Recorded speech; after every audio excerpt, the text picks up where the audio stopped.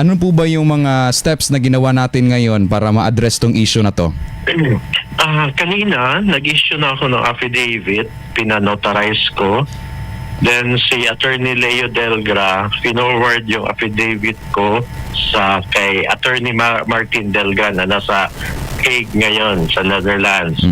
So sila na bahala doon mag-forward doon sa ICC.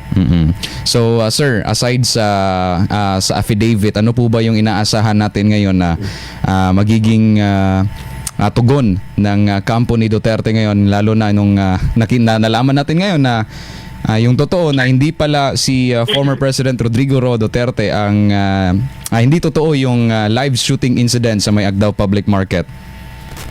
I think ang gagamitin na yung affidavit ko kasi nilagay ko rin sa affidavit ko, I demanded apology from the ICC prosecutor Nichols who used that video without my authorization.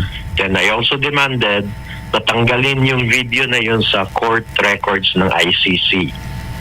So I guess yun yung next move ng legal counsel ni FPRRD. Alright, thank you so much Kang Sir